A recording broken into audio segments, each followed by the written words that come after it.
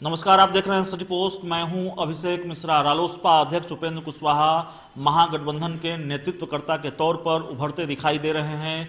2 सीटों से मात खाने वाले रालोसपा अध्यक्ष उपेंद्र कुशवाहा के लिए ये बड़ी राहत की बात है, और न सिर्फ रालोसपा उपेंद्र कुशवाहा के लिए बल्कि रालोसपा के लिए भी कह सकते हैं बड़ी राहत की बात है, क्योंकि विपक्षी पार्टियों को साथ लाने में उपेंद्र कुशवाहा सफल दिखाई दे रहे हैं। न चाहे आमरण अनशन का मामला हो, चाहे आक्रोश मार्च का मामला हो, तो तमाम सियासी सवालों पर, इन तमाम मुद्दों पर बातचीत करने के लिए हमारे साथ रालोसपा के मुख्य प्रवक्ता अभिषेक झा जी मौजूद हैं, और इन तमाम सवालों के जवाब हम जानने की कोशिश करेंगे।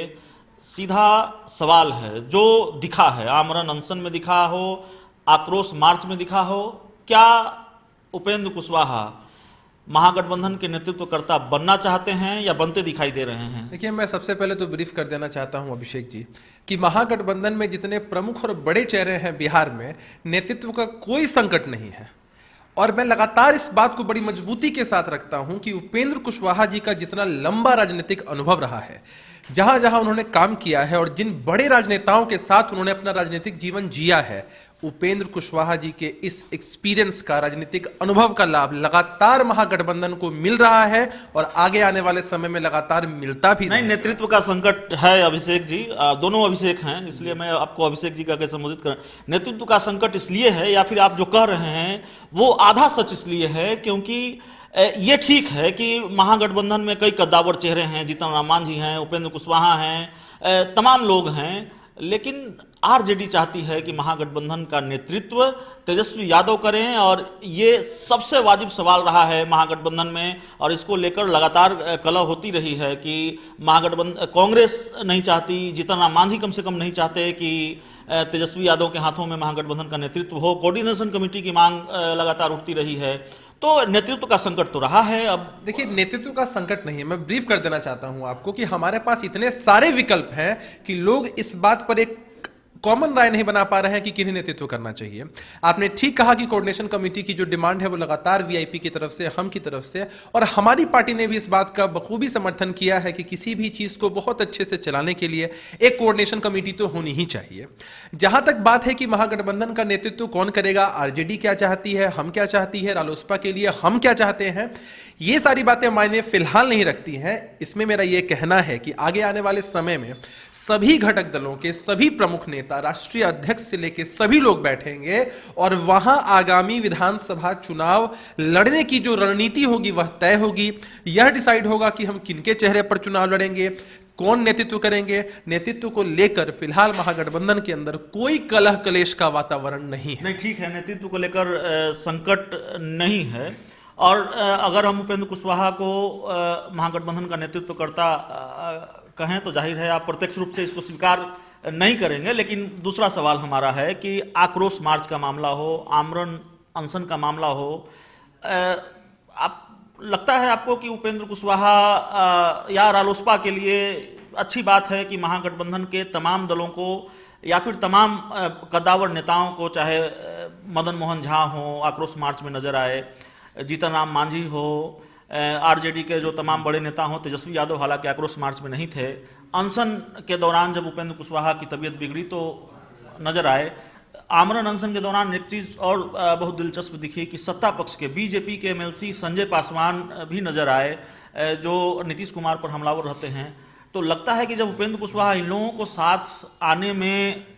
साथ लाने में कामयाब रहे हैं, तो कहीं ना कहीं ये रालोसपा की कामयाबी है, ये उपेंद्र कुशवाहा की कामयाबी है, और इससे उपेंद्र कुशवाहा की दावेदारी ज़्यादा मजबूत हो जाती है महागठबंधन के नेतृत्वकर्ता के तौर पर। ये मैं बता देना चाहता हूं कि उपेंद्र कुशवाहा जी ने जो आमरण अनशन किया था, उनकी कामयाबी तब मानी जाएगी, और मुझे लगता है कि व्यक्तिगत रूप से वो अपने आप को कामयाब तभी मान पाएंगे जब जिस मुद्दे को लेकर उन्होंने आमरण अनशन किया था, बिहार में शिक्षा सुधार को लेकर जो हमारी मांगे थी, अभी की जो हमारी रिसेंट की मांग थी कि केंद्रीय विद्यालय जो उन्होंने अपने मंत्रित्व काल में स्वीकृत किए थे उनको खुलवाने की जो मांग थी, ये सारी मांगे जब पूरी हो जाएंगी तब मेरी पूरी पार्टी और उपेंद्र कुशवाहा जी व्यक्तिगत रूप से खुद को कामयाब मानेंगे।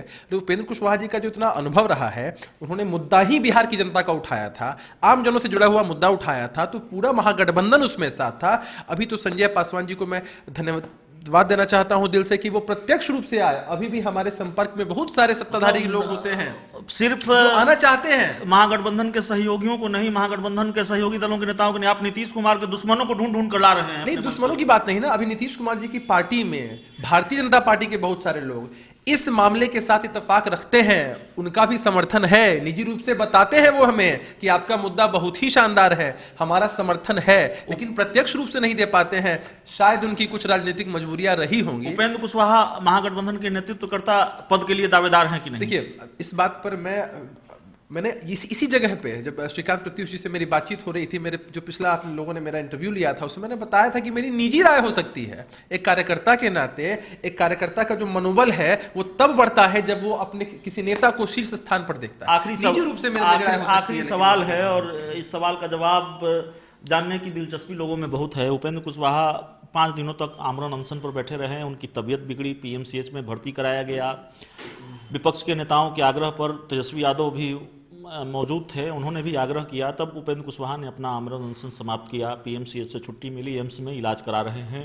इतनी बात हम भी जानते हैं, आप भी जानते हैं। जो नहीं जानते हैं वो हम लोग ये नहीं जानते हैं, लोग ये जानना चाहते हैं कि उपेंद्र कुशवाहा की तबीयत अभी कैसी है।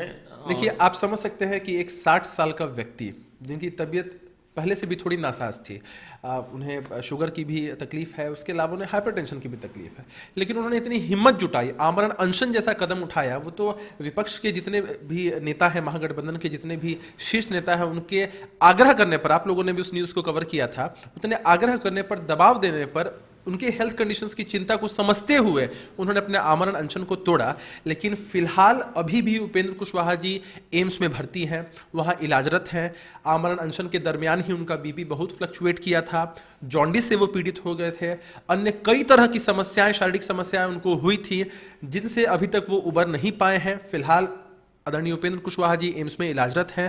पूरी पार्टी, बिहार की पूरी आम आवाम, सभी लोग। बिहार कब तक लौट? देखिए, इसके बारे में तो अभी आधिकारिक रूप से मैं कुछ भी नहीं कह पाऊंगा, क्योंकि जब तक वहाँ के जो डॉक्टर हैं, जो भी उनका, जिनकी भी देखरेख में उनका इलाज हो रहा है, जब तक वो कुछ आधिकारिक रूप से नहीं बता सकते हैं, तब तक संभावनाएं अभी हैं कि कुछ समय उनको लगेगा, शायद 1 हफ्ते का वक्त लगे। लेकिन जैसे ही वो वापस आएंगे, दोबारा से जो हमारा अभियान है शिक्षा सुधार को लेकर, वो दोबारा से तेजी पकड़ेगा और हम अपने मांगों को जरूर मनवाएंगे। तो रालोसपा अध्यक्ष उपेंद्र कुशवाहा की तबीयत अब भी नासाज है, दिल्ली के एम्स में इलाज करवा रहे हैं, और जब बिहार लौटेंगे तो फिर सरकार के खिलाफ लड़ाई का आगाज करेंगे। जो सियासी सवाल हैं रालोसपा से जुड़े हुए, उपेंद्र कुशवाहा से जुड़े हुए, महागठबंधन से जुड़े हुए, उसके जवाब जानने की कोशिश की हमने रालोसपा के जो मुख्य प्रवक्ता हैं अभिषेक झा जी, उनसे, और इन्होंने तमाम सवालों के जवाब दिए भी हैं। अगर आपको ये इंटरव्यू अच्छा लगे तो इसे अपने दोस्तों के साथ शेयर करें, हमारे यूट्यूब चैनल को सब्सक्राइब करें, बेल आइकन जरूर दबा दें ताकि हमारी खबरें सबसे पहले आप तक पहुंचे। प्यार, समर्थन और सहयोग के लिए बहुत बहुत धन्यवाद।